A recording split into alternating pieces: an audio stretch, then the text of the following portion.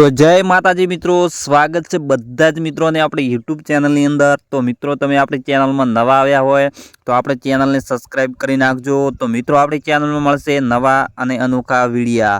હા મિત્રો, તો હમણાં ઘણા સમયથી મિત્રો ગુજરાતની અંદર વિરોધ ચાલી રહ્યો છે કીર્તિબેન પટેલનો। તો મિત્રો કીર્તિબેન પટેલ ઘણા સમયથી ઘણા બધા ક્રિએટરોને ટાર્ગેટ કરી રહી છે। તો મિત્રો આ ફેરે દેવાયત ખવડને પણ ટાર્ગેટ કર્યું છે। તો તેમના વિશે મિત્રો કીર્તિબેન પટેલે ઘણા શબ્દો બોલી રહ્યા છે। તો મિત્રો આપણા વિડીયાની અંદર જાણવાનું છે। તો હા મિત્રો, તમે આપણી ચેનલમાં નવા આવ્યા હોય ને તો આપણી ચેનલ પહેલાં તમે સબસ્ક્રાઈબ કરી નાખજો, કારણ કે આપણી ચેનલમાં મળશે નવા અને અનોખા વિડીયા। હા તો મિત્રો વાત કરીએ આપણા મિત્રો કીર્તિબેન પટેલને। તો મિત્રો કીર્તિબેન પટેલ છે ને તે દેવાયત ખવડને જે વિડીયાની અંદર બોલ્યા છે ને, તો મિત્રો તમે સાંભળીને પણ ચોંકી જશો। તો મિત્રો પહેલાં તમે કીર્તિબેન પટેલ શું બોલી રહ્યા છે ને, તો પહેલાં તમે આ વિડીયો જોઈ લો। રાખી સાવંત, હા હા, ઈ ફાકા ફોજદારી કલાકાર રાખી સાવંત કાચિંડો, ઈ કાચિંડાને મારે એટલું કેવું છે કે સાચું બોલવાની તાકાત ન હોય ને તો કોઈને સમાધાનના ફોન જ ન કરાય।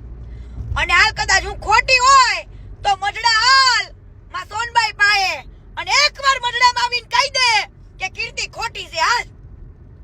અને પાછો એમ કહેતો હોય છે કે અમુક તો ગાળો બોલીને ફેમસ છે, તું માફિયા માંગીને પેલા કોઈ પણ સમાજને ટાર્ગેટ કરવાનો અને પછી માફી માંગી લેવાની, હે પછી માફી માંગી લેવાની।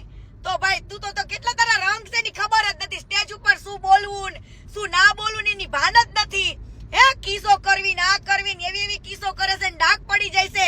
તારી માએ તને આ સંસ્કાર આપ્યા છે, આમે પાસે તું કેસ ને કે બાપનું ધાવણ ને માનું લોય, તારું જોવું પડશે તારું ધાવણ કેવું છે તે ધાવેલું ઈ જોવું પડશે, મારે જોવું પડશે, કાઢવું પડશે બધું બારે।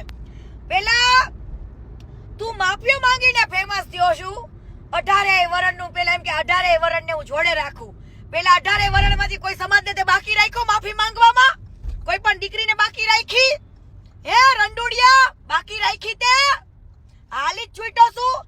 તારી માને કેજે હું આવું બોલું છું સ્ટેજ પ્રોગ્રામમાં, તારી બાયડીને બતાય એકવાર ખબર પડે, તારા છોકરાને બતાય, હાલી જ નીકળો।